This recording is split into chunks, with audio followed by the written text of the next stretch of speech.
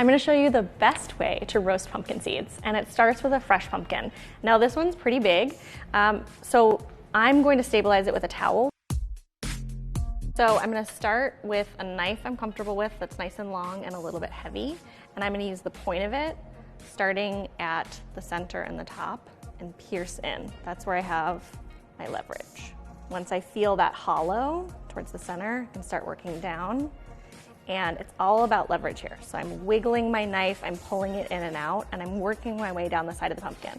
And you see once I'm at the side, this isn't the toughest squash, so I'm letting gravity help, and I'm cutting all the way down, and I slide my knife out. You can see I have a nice thin cut line there. I'm gonna find my way towards the bottom of it and work again. Okay. Oh, and I'm gonna break the little top of the pumpkin off. This isn't a jack-o'-lantern, so it doesn't matter. All right, taking my knife out, spinning it around, and I'm starting on the other side. Now, towards the bottom, I have a line coming from the other side. I have my line here. I want to join them so I can fully split this pumpkin. Okay, now I can put my pumpkin right side up and work it open with my hands. And fly pumpkins everywhere. Okay, now we have these beautiful seeds and a lot of pulpy pumpkin strings. And I'm gonna use a spoon and I'm gonna scrape the inside of the pumpkin, getting that stringy flesh and the seeds. Now, I have to my left a bowl filled with water, and the water is gonna help me separate the meat of the pumpkin from the seeds of the pumpkin. Ooh, decoration. Water, you can already see, is helping separate the seeds from the flesh. The seeds are floating, the flesh is sinking a little bit. You're still gonna have to do a little bit of work, but it helps a lot. Some of the seeds are kind of in clusters attached to the strings, and if you just pinch them, they slide right off. This is a fun activity to do with friends or children, or do it yourself. Play the Monster Mash. So we have most of our stringy bits over here, and I'm going to use a spider to fish these seeds out, because the best way to roast seeds is actually to boil them first. Each pumpkin seed is inside of a hull. So what I'm holding right now is a hull that has a seed in it. And if I were to just roast it, the hull, which is a lot thinner and has a lot less fat, is gonna burn before the seed inside gets nice and toasty and delicious. So you can have a partially raw seed that's not very toasted with a burned outside.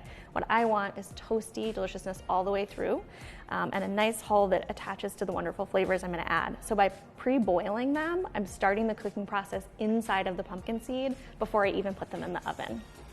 I have a nice pot of water, and I'm gonna add some salt to it, which is gonna add flavor right from the beginning. Your seeds, put them in the water, and you're gonna let them boil for about 10 minutes. Now, you'll notice there's some pumpkin strings still left on here. It's not totally clean, and that's definitely fine. A lot of it's gonna fall off in the water, in the oven. Just gonna let these go, cook that seed, pre-cook that all the way through, right from the center before we roast them. Okay, so it's been 10 minutes. My pumpkin seeds are nicely boiled. They're gonna look pretty similar, but all the change has happened on the inside, and that's what's important. They've changed color a little bit. Now, I'm transferring them to a paper towel lined plate. It's really important to dry them off at this point. Now, the heat is gonna help drive off a lot of moisture, but for the oil and sugar and salt and rosemary to stick, we need to get these really dry. While they're drying, I'm going to mince up some rosemary. Rosemary is one of my favorite herbs, partially because it smells so good, that really piney, fresh flavor, but also it's really easy to strip.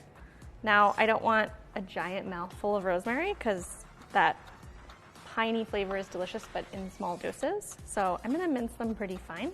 I'm gonna take my rosemary, put it in this lovely bowl. I'm gonna mix the rosemary, the oil, salt and sugar in this bowl with the pumpkin seeds before I spread them out on my baking sheet. I'm using a flaky sea salt here. It's gonna add really delicious texture. When you bite down, you get that salty bite. So this combo is one of my favorites, but really you can put any seasonings you want. You don't even have to use sugar or fresh herbs. You could use dried herbs. A little cayenne or chili pepper would be really tasty for a nice spicy flavor. The world is your pumpkin.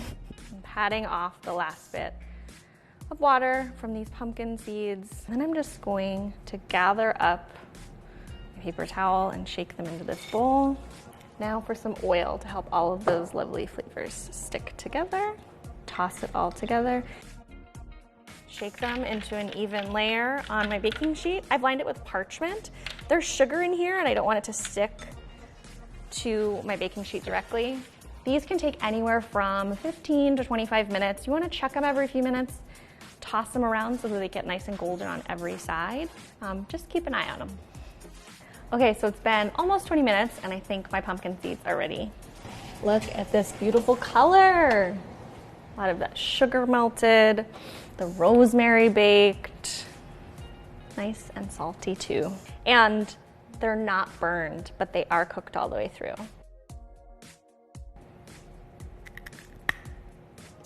Okay, we have a nice crispy seed, toasted all the way through. You know the difference between raw and toasted nuts? That's the flavor difference here. Raw nuts are great, but toasted nuts with that deep, sweet flavor, that's what you want in a crispy pumpkin seed. These are so good.